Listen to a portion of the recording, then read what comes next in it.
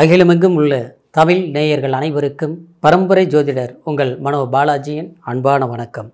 ரிஷபராசி அன்பர்களுக்கு சூரியன் புதன் இந்த சேர்க்கையினால் ஏற்படக்கூடிய நிபுணா யோகம், இது புரட்டாசி மாதம் அற்புதமான ஒரு யோகமாக உங்களுடைய ராசிக்கு அமையப்போகுதுங்க.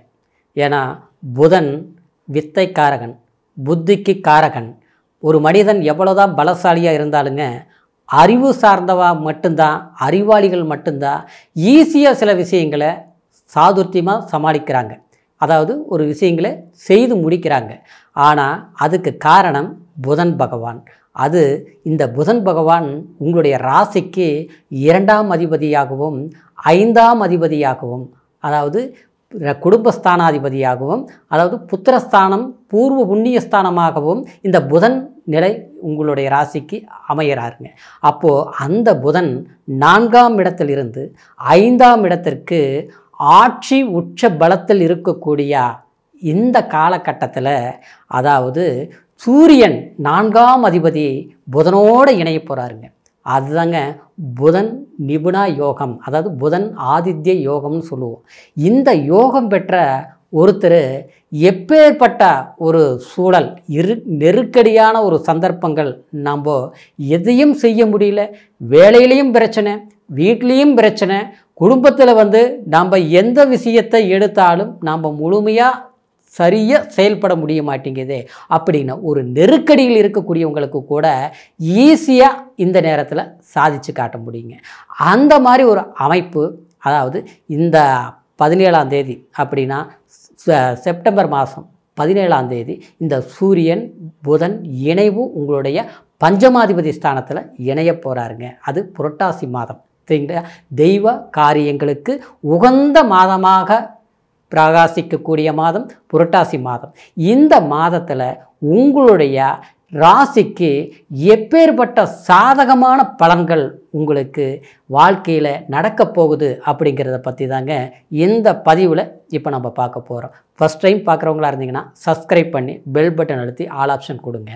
அதாவது ரிஷபம் அப்படின்னா காலபுருஷ தத்துவத்தில் தன ராசி 2ஆவதாக வரக்கூடிய, அதாவது குடும்ப ராசின்னு சொல்லலாம். அதனால தான் நீங்கள் குடும்பத்து மேலே ரொம்ப அக்கறையாக எடுப்பீங்க. அதே மாதிரி அடுத்தவங்களுடைய விஷயத்தில் ஈஸியாக ஒரு பிரச்சனைகளை நீங்கள் தீர்க்கக்கூடிய ஒரு புத்திசாலிகளாகவும் இருப்பீங்க. எல்லாத்த விட 4 பேர் மதிக்கிற அளவுக்கு நம்ம வாழ்ந்து காட்டணும். அடுத்தவங்க குறை சொல்லாத அளவுக்கு நாம் இருந்துக்கணும். நாம் உதவி செய்யக்கூடிய நிலையில் தான் நாம் இருக்கணுமே தவிர, அடுத்தவங்க கிட்ட உதவி கேட்குற நிலைமை கடவுள் புண்ணியத்தில் நமக்கு வரக்கூடாது அப்படின்னு நினச்சி பொருளாதார விஷயத்தில் ரொம்ப கண்ணும் கருத்துமாக சிக்கனமாக இருந்து செயல்படுத்தக்கூடிய ஒரு திறமசாலி தாங்க இந்த ரிஷபராசி அன்பர்கள். ஆனால் உழைப்பாளிங்க. அதனால தான் காளை மாடு அப்படின்னா, அதாவது நீங்கள் எவ்வளோ பாரத்தை வேணாலும் சுமைப்பீங்க. அது குடும்ப பாரமாக இருக்கட்டும், கூட பிறந்தவங்களுடைய அதாவது ஒரு பாசத்துக்காகவும், அதே மாதிரி ஒரு நண்பர்கள் வட்டாரத்தில் இருக்கக்கூடிய அவங்களுடைய ஒரு பிரச்சனைகள்னாலும் எடுத்து முன்கூட்டி அவங்களுடைய குறைகள் என்னவோ, அவங்களுடைய கஷ்டங்கள் என்னவோ அதை செய்து முடிக்கக்கூடிய ஒரு நல்ல ஒரு பலம் படைத்தவங்க ரிஷபராசி அன்பர்கள். ஆனால் அப்பேற்பட்ட உங்களுக்கு உண்மையே சொல்ல போனோம்னா, ஆரம்ப காலத்தில் இருந்து உங்களுக்கு சமீபமாக, அதுவும் இந்த ஒரு வருட காலம் எல்லாமே சொல்லும்படி, ஏன்னா ஜென்மத்தில் இருந்த குருவினால் சில இடமாற்றம், சில தாவு மாற்றம், அது மட்டும் கிடையாதுங்க.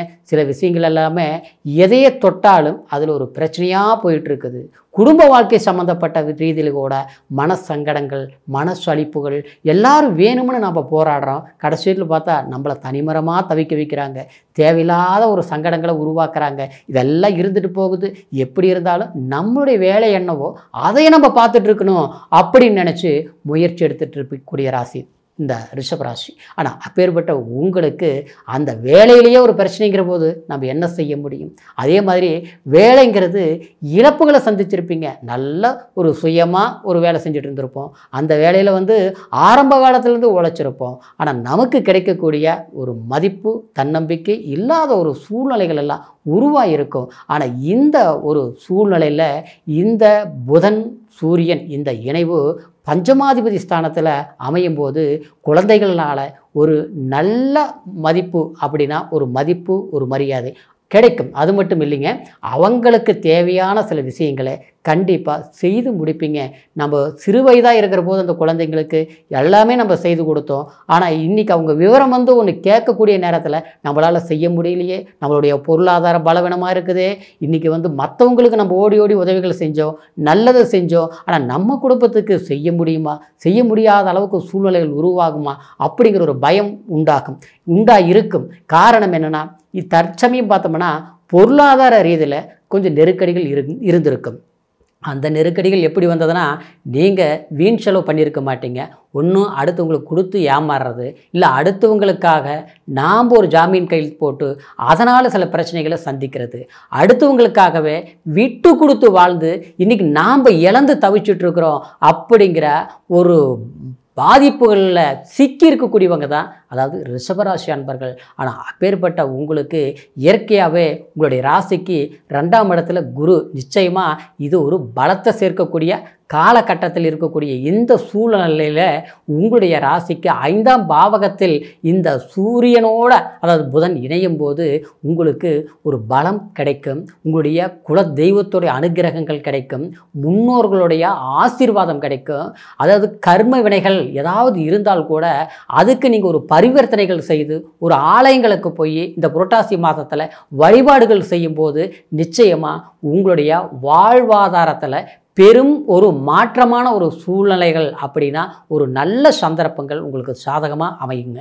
அதே சமயம் உங்களுடைய ராசிக்கு ஏற்கனவே உங்களுக்கு அதாவது 11ஆம் பாவகத்தில் சனியும் சஞ்சாரம் பண்ணிகிட்டு இருக்கிறாரு. அப்போது லாப சனி உண்மையிலேயே உங்களுக்கு எதிர்பாராத வெற்றிகளை கொடுக்கக்கூடிய ஒரு காலகட்டமாக தான் இருக்குதுங்க. ஏமா சமீப காலமாக உங்களுடைய நிம்மதி இழக்கக்கூடிய குடும்ப ரீதியில் சில சிக்கல்கள், அதே மாதிரி திருமணம் சார்ந்த விஷயத்தில் செய்து முடிக்க முடியாத சில தடுமாற்றங்கள், சிரமப்பட்டு சில விஷயங்கள் அப்படின்னா ஒரு திருமணம் சார்ந்த விஷயங்களை செய்து முடித்தவங்களுக்கு கூட வாழ்க்கையில் போராட்டங்களை சந்திச்சிட்ருக்கிறீங்க. காரணம் என்னென்னா, வாழவும் முடியல, பிரியவும் முடியல.